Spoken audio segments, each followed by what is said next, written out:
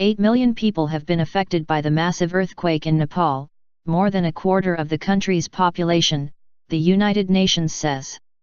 International aid has started arriving, but there is still huge need.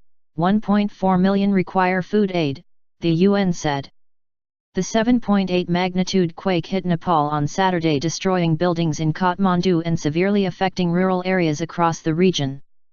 The death toll has risen to 4,310, with almost 8,000 injured, officials say. Nepal and surrounding areas have continued to experience aftershocks. Thousands in Kathmandu, Nepal's capital, spent a third night outside, too afraid to go back into their houses. Water, food, and electricity are in short supply, and there are fears of outbreaks of disease.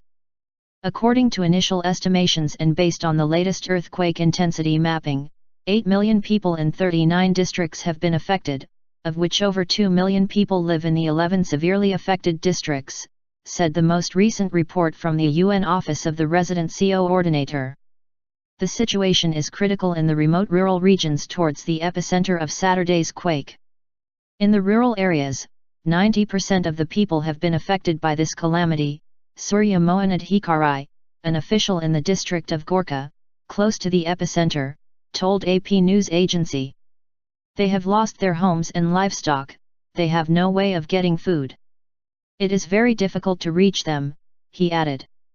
They are cut off by landslides on the mountain roads, and the wind and rain is making it difficult for helicopters to land. Aid agency Oxfam says it is using land routes to get aid in and hopes to reach the epicenter region on Tuesday.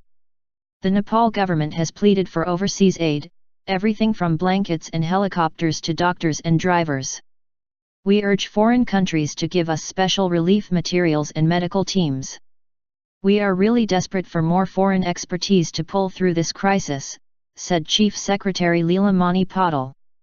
Many countries have sent aid, including India, China, the UK, and US. But there is a logjam at Kathmandu airport, with individuals trying to fly out of the country while flights of aid and rescue teams wait to land. On Monday, 4 Indian Air Force aircraft had to return to Delhi International Airport after encountering congestion at Kathmandu, tweeted a spokesman for India's Defence Ministry.